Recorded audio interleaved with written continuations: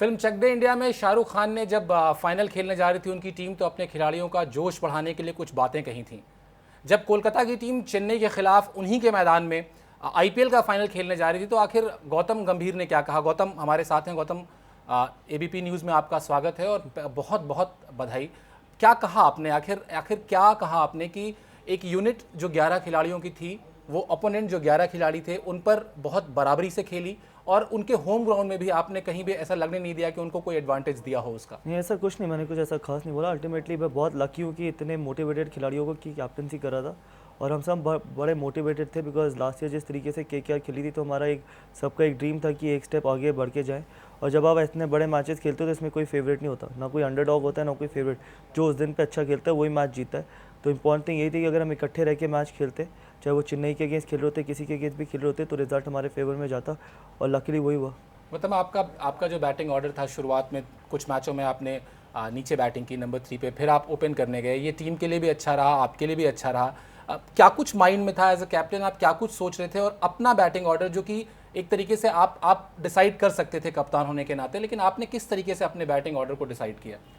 I think ज़रूरी ये नहीं है कि मैं कहाँ चाहता हूँ बैटिंग करना, ज़रूरी ये है कि कहाँ टीम चाहती है मुझे बैटिंग करना, कहाँ मैं टीम के लिए ज़्यादा यूज़फुल हो सकता हूँ। लास्ट ईयर हमारी स्ट्रैटेजी थी कि मेरे को नंबर 3 खेलना चाहिए, वो ज़्यादा यूज़फुल होगा टीम के लिए, तो हमने वो किया। चैंपियंस लीग में भी, पूरे साल आईपीएल में भी। इस साल हमने स्टार्ट ऐसे किया कि मेरे को नंबर 3 खेलना चाहिए, बट बाद में रियलाइज़ किया कि ये चीज़ नहीं काम करी, मेरे को ओपन करना चाहिए। लेफ्टी राइटी कॉम्बिनेशन है और मे बी स्पिनर्स भी बॉल नहीं डालेंगे फर्स्ट 6 ओवर में, बिकॉज ब्रेंडन और जाग जब ओपन कर रहे थे तो लोग लेफ्ट आर्म स्पिनर या किसी स्पिनर से ओपन करते थे। तो ये एक स्ट्रैटेजी थी, स्ट्रैटेजिक मूव था कि अगर मैं ओपन करता हूँ तो टीम को ज़्यादा यूज़फुल होगा। तो अल्टीमेटली ये नहीं है कि मैं कहाँ चाहता हूँ बैटिंग करना या मेरे रन ज़्यादा इंपॉर्टेंट नहीं है। ज़्यादा इंपॉर्टेंट ये है कि टीम कहाँ मैच जीत सकती है। अगर मैं रन बनाऊँ और वो रन टीम के विक्ट्री के लिए यूज़फुल हो, वो ज़्यादा इंपॉर्टेंट है रादर देन कि मेरे अपने रन हो जाए और टीम ना जीते। गौतम, 2003 के आसपास का जो साल था आपके अपने करियर में, आपने काफ़ी अप्स डाउन्स देखे हैं। अब आप कई बार लगातार बहुत ज़्यादा मैचेस नहीं खेल पाए, 3 मैच 4 मैच, और आप बाहर होते रहे। यूसुफ पठान इस टूर्नामेंट में जिस तरीके की फॉर्म में थे शुरुआत में, बहुत बड़ा एक नाम है। आप हालांकि नाम को नहीं मानते, लेकिन एक नाम के तौर पर, T20 में एक हिटर के तौर पर उनको जाना जाता है। चल नहीं रहे थे वो, लोगों ने ज़रूर आपसे कहा होगा, टीम मैनेजमेंट में बात हुई होगी, लेकिन आपने ड्रॉप नहीं किया उनको और फाइनल से पहले उन्होंने एक बहुत क्रूशियल मैच में आपको रन बना कर दिए। कहीं जब आप यूसुफ पठान के बारे में डिसाइड करते थे कि उन्हें प्लेइंग 11 में रखना है कि नहीं रखना है, आपके दिमाग में अपने बीते हुए दिन भी थे कि मुझे भी एक लंबा मौका अगर उस वक्त मिला होता तो शायद मैं और ज़्यादा पहले टीम में और ज़्यादा अच्छी तरीके से इस्टेब्लिश हुआ होता? नहीं, ऐसे ये एक अच्छी क्वालिटी है क्योंकि जो जो एक्सपीरियंसेस मैंने किए अपने अर्ली क्रिकेटिंग करियर में, मैं यही कोशिश करता हूँ कि वैसे एक्सपीरियंसेस बाकियों को ना मिले। और जैसे मैंने पहले बोला कि फेथ बहुत इंपॉर्टेंट है। अगर आप किसी प्लेयर को पिक करते हैं, अगर उसको टीम में रखते हैं, स्क्वाड में रखते हैं, तो आप उस फेथ से रखते हो, उस बिलीफ से, सिर्फ नाम के लिए नहीं रखते, उस बिलीफ के साथ रखते हैं कि जब भी उनको मौका मिलेगा वो रन बनाएंगे। और यूसुफ पठान हो चाहे वो कोई भी हो, आई थिंक इंपॉर्टेंट ये नहीं था कि यूसुफ पठान ने रन नहीं बनाया, इंपॉर्टेंट ये था कि केकेआर कैसा कर रही है। ठीक है, अगर यूसुफ पठान रन बना भी देते और केकेआर अच्छा ना करती तो किसी को खुशी ना मिलती। हमारे को हमेशा ये बिलीव था कि कोई रन बनाए या ना बनाए वो ज़्यादा इंपॉर्टेंट नहीं है, टीम जीतती रहनी चाहिए। बिकॉज अगर टीम जीतती रहेगी तो कभी ना कभी कोई ना कोई रन बनाएगा। और टीम स्पिरिट का मतलब ये नहीं है कि आप 11 खिलाड़ी एक ही कपड़े पहन के या एक ही टोपी पहन के फील्ड पे उतरें। टीम एज ए टीम खेलना या टीम स्पिरिट का मतलब है, अगर मैं रन बना रहा हूँ और यूसुफ के रन नहीं बन रहे तो मेरी रिस्पॉन्सिबिलिटी है कि मैं यूसुफ के भी रन मैं बनाऊं। क्योंकि कभी ऐसा भी टाइम आएगा कि जब मेरे रन नहीं बनेंगे और यूसुफ रन बनाएंगे या XYZ रन बनाएगा, जब मेरे रन नहीं बनेंगे तो उनका ये काम है कि वो मेरे रन बनाएं। सुनील नरेन की बात करते हैं। मैंने सुना है कि जब उनको लेने की बात थी तो आप बहुत ज़्यादा इस फेवर में थे कि उन्हें रखा जाए, इस बार पूल में रखा जाए, पहली चीज़। दूसरी चीज़ की, एक तो इसकी वजह क्या थी, आपने क्या देखा था उनके अंदर? दूसरी चीज़ कि सुनील नारायण की बॉलिंग जो रही वो एक मिस्ट्री रही, लेकिन जिस तरीके से आपने उनका इस्तेमाल किया वो भी बहुत खूबसूरत रहा, बहुत बहुत मिस्टीरियस रहा। क्योंकि जब लोगों को लगा कि वीरू के खिलाफ या क्रिस गेल के खिलाफ आप उनसे शुरुआत करा देंगे, तो आपने नहीं कराया, आप बीच के ओवर्स में लेके आए। वो कैसे उस पूरे खिलाड़ी को लेकर आपने अपना जो स्ट्रैटेजी का जो जाल था या ताना बाना था उसको कैसे बुना आपने? तो पहली बात, सुनील नारायण क्वालिटी बॉलर है, बट मैं अकेले सुनील नारायण की तारीफ़ नहीं करना चाहूँगा बिकॉज सुनील नारायण 2020 में सिर्फ 4 ही ओवर डाल सकते हैं। वो टेस्ट क्रिकेट की तरह तो है नहीं कि दिन में 40 ओवर भी डाल सकते हैं एक एंड से, तो बाकी 16 ओवर भी डालने इंपॉर्टेंट थे। जिस तरीके से बाकी लोगों ने उनको कॉम्प्लीमेंट किए, जैसे बालाजी हो, इकबाल अब्दुल्ला हो, शकीब हो, ब्रेट ली हो, बालाजी की आप इकोनॉमी देखो, जिस तरीके से उन्होंने प्रदर्शन दिया है आईपीएल में, I think best fast bowler performance होगी, किसी भी इंडियन फास्ट बॉलर ने इतनी अच्छी परफॉर्मेंस नहीं दी। हाँ, सुनील नारायण, बिकॉज हमने जब उनको इंडिया में खेला था, जब वो इंदौर में खेले थे मेरे गेस्ट, तो मैं उनको नहीं पिक कर पा रहा था। तो मेरे को लगा कि अगर 4 ओवर में कोई उनको पिक नहीं कर पाएगा तो हमारे को एक ऐसा बॉलर चाहिए था कि जो हमारा अटैक लीड कर सके, बिकॉज लास्ट टाइम हमारे पास कोई ऐसा बॉलर नहीं था जो बॉलिंग डिपार्टमेंट को लीड कर सके। जिस तरीके से उन्होंने लीड किया बॉलिंग डिपार्टमेंट, वो बहुत इंपॉर्टेंट था। 2 हमारे पास क्वालिटी बॉलर हैं, हमारे पास बालाजी हैं, ब्रेटली हैं, शकीब हैं, बट एक ऐसा बॉलर चाहिए था जिसको हम किसी भी सिचुएशन में बॉल डलवा सकें।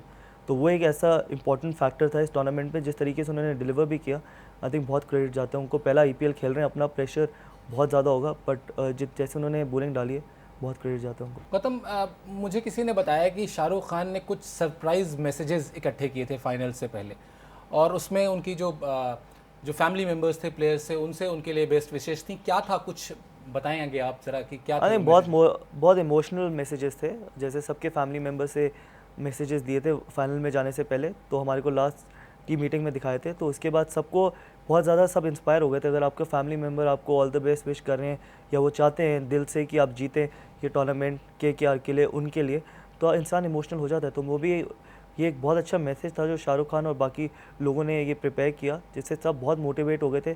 जैसे मैंने पहले बोला कि सब वैसे ही मोटिवेटेड थे, इस मैसेज देखने के बाद आई थिंक वो और इमोशनल और मोटिवेटेड हो गए थे। तो वो भी कहीं ना कहीं उसने हेल्प किया होगा हमें। गौतम, आप लोग खेल रहे थे, कुछ चीज़ें पता नहीं आपने अखबार में पढ़ी या टीवी पे देखी या नहीं देखी, कुछ चीज़ें ऐसी भी हुई IPL में जो कि एक टूर्नामेंट में नहीं होनी चाहिए, उसकी साख को उससे नुकसान पहुंचता है। चाहे वो स्पॉट फिक्सिंग की बात हो, चाहे फिर खिलाड़ियों का अंडर टेबल पैसे लेने की बात हो, या फिर एक खिलाड़ी का एक विदेशी महिला के साथ छेड़छाड़ हो, रेव पार्टी में जाना हो। एक सीनियर क्रिकेटर होने के नाते, एक कप्तान होने के नाते, आपको क्या लगता है कि प्लेयर्स का जो कोड ऑफ कंडक्ट है वो मैदान के बाहर और मैदान के भीतर, इन दोनों पर थोड़ी सी और ज़्यादा सख्ती की ज़रूरत है? बिल्कुल, लेकिन अब हर चीज़ में हम ये ट्रेंड बन गया है कि अब हर चीज़ में IPL और BCCI को ब्लेम करना शुरू कर दिया। आई थिंक BCCI की रिस्पॉन्सिबिलिटी नहीं है, IPL की रिस्पॉन्सिबिलिटी नहीं है कि प्लेयर या खिलाड़ी ऑफ द फील्ड क्या कर रहा है। उनका काम है ऑन द फील्ड अगर उसका कंडक्ट ठीक है तो आई थिंक वहाँ तक रिस्पॉन्सिबिलिटी है। अगर आप IPL खेलने आते हो तो ये आपकी फ्रेंचाइज का, I think franchise should take care of the players कि प्लेयर क्या करें। फ्रेंचाइज की रिस्पॉन्सिबिलिटी बनती है कि उनके प्लेयर इन चीज़ों में ना पड़ें। अगर तब भी प्लेयर पढ़ते हैं, प्लेयर को भी सिवियर पनिशमेंट मिलनी चाहिए और इवन फ्रेंचाइज को भी उतना ही हैवी फाइन होना चाहिए, बिकॉज अल्टीमेटली आपका फ्रेंचाइज है जो आपके बारे में सोचेगी और आपका ध्यान रखेगी। IPL, हम हर चीज़ में IPL को ब्लेम करते हैं जो गलत चीज़ है। IPL ने बहुत पॉजिटिव चीज़ें भी दी हैं इंडियन क्रिकेट को, बट हर चीज़ में अब IPL हमेशा हर आदमी को साथ साथ नहीं रख सकता कि आप उनको मॉनिटर करो कि ये 24 घंटे 365 दिन क्या करते हैं। ये आपके फ्रेंचाइज की रिस्पॉन्सिबिलिटी बनती है कि वो अपने खिलाड़ियों को कैसे ध्यान रखते हैं। अगर उनका खिलाड़ी कोई चीज़ गलत कर रहा है तो उनको संभालना चाहिए फ्रेंचाइज को, रादर देन हम IPL को ब्लेम करने के लिए। तो ज़्यादा ब्लेम फ्रेंचाइज को जाता है देन IPL।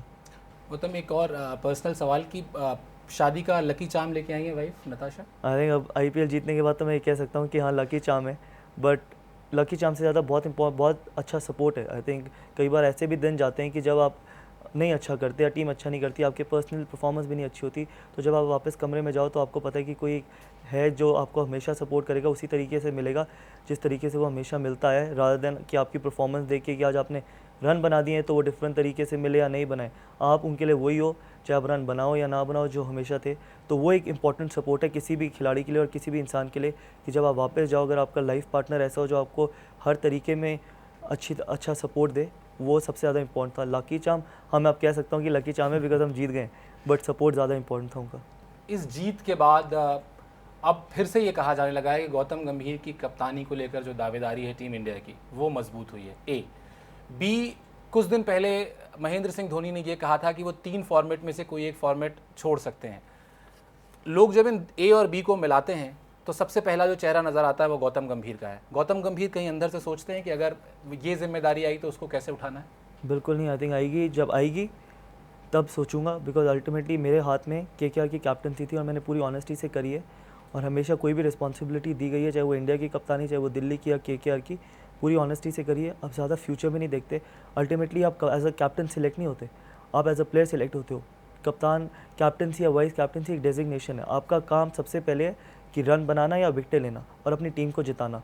कोई भी कप्तान खुश नहीं होगा अगर वो खुद परफॉर्मेंस ना दे रहा हो। अल्टीमेटली पहला काम होता है किसी भी खिलाड़ी का कि वो रन बनाए या विकेटें ले और अपनी टीम को जिताए, उसके बाद कप्तानी आती है। ये कोई भी इंसान को उसलिए सिलेक्ट मत करो कि वो कप्तान अच्छा है। पहले अपनी बेस्ट प्लेइंग 11 सिलेक्ट करो, उसके बाद कप्तान चूज़ करो। ये मत करो कि पहले कप्तान चूज़ किया, उसके बाद बाकी 10 देखे जाएंगे। तो टीम ज़्यादा इंपॉर्टेंट है रादर देन कैप्टन या वाइस कैप्टन से, और कप्तान उतना ही अच्छा है जितनी अच्छी टीम है। कोई कप्तान अच्छी टीम नहीं बनाता, अच्छी टीम अच्छा कप्तान बनाती है। तो इसलिए बेस्ट 11 खिलाड़ियों को सिलेक्ट करो, उसमें से कप्तान चूज़ करो, बिकॉज अल्टीमेट एम हर इंसान का यही होना चाहिए, हर खिलाड़ी का, कि टीम जीतनी चाहिए और टीम को आगे लेके जाना चाहिए। ये नहीं कि मेरे को कप्तान बनना है, मेरे को वाइस कप्तान बनना है। वो अगर जब भी होगा वो होगा, लेकिन अल्टीमेट एम आप क्रिकेट कप्तान या वाइस कप्तान बनने के लिए नहीं खेलते, अपने देश का नाम रोशन करने के लिए खेलते हैं। गौतम, जब टीम जीत गई और ईडन गार्डन में जो जश्न हुआ, शाहरुख डांस किया, शाहरुख ने, जूही चावला ने डांस किया, ममता दीदी के हाथ में माइक था, ममता बनर्जी ने माइक लिया। कुछ लोग हैं जो कह रहे हैं कि ये सरकारी मशीनरी का दुरुपयोग किया गया। आपको लगता है कि एक खुशी का पल था और उस खुशी के पल को जैसे मनाने की चाहत हो खिलाड़ी की, वैसे मनाने का अधिकार उसको होना चाहिए? बिल्कुल। देखो, अब हर चीज़ में जब भी सेलिब्रेशन होती है, कहीं ना कहीं हमेशा हम कभी ना कभी पॉलिटिकल चीज़ ले आते हैं, कभी हम ये कहते हैं कि गवर्नमेंट की मशीनरी को ख़राब किया। अल्टीमेटली आपको ये देखना चाहिए कि कॉमन आदमी जो रोड पे जा रहा था उसमें कितनी एक्साइटमेंट थी। ममता बनर्जी या शाहरुख खान ने तो नहीं बोला कि लोगों को बुलाया कि आओ जी हमारे को सेलिब्रेट करो ये विक्ट्री और हमारे को सपोर्ट करो। उनका खुद का मन था, तो जिस तरीके से उत्साह था उनमें, या जैसे उन्होंने सेलिब्रेट करना चाहा वैसे उन्होंने किया। लाखों लोग रोड पे आए, तो किसी ने उनको फोर्सफुली तो नहीं बुलाया था, और इतने 70,000 लोग ईडन गार्डन में थे, तो किसी ने उनको ज़बरदस्ती तो नहीं बिठाया। अगर कोई इंसान अपनी खुशी ज़ाहिर करना चाहता है तो उसको पूरा राइट है इस देश में। बाकी आप उसकी कंट्रोवर्सी ज़रूर बना सकते हैं कि जी ये पॉलिटिकल है, ये है। अल्टीमेटली आपको इंसान के इमोशंस भी देखने ज़रूरी हैं, रादर देन हर चीज़ को कंट्रोवर्सी में बदलने के। अगर इंसान खुश है तो वो कहीं ना कहीं तो अपनी खुशी एक्सप्रेस करेगा। और स्पेशली कोलकाता के लोग जिन्होंने पहले 3 साल IPL जिस तरीके से KKR खेली थी पहले 3 साल, उन्होंने आई थिंक बहुत लोग खुश नहीं थे। तो अगर बहुत लोग खुश नहीं थे तो जब उनको खुशी मिली है तो वो एक्सप्रेस करेंगे। तो इसलिए हर चीज़ को कंट्रोवर्सी नहीं बनाना चाहिए, लोगों के इमोशंस भी देखने चाहिए कि वो कितने एक्साइटेड है, और उनके पास एक ही तरीका अपनी सेलिब्रेशन दिखाने का, वो चाहे वो रोड पे आके सेलिब्रेट करें या वो ग्राउंड में रह के सेलिब्रेट करें। तो इसमें आई डोंट थिंक सो कि इसको कोई पॉलिटिकल या कंट्रोवर्शियल बनाने की कोई ज़रूरत है।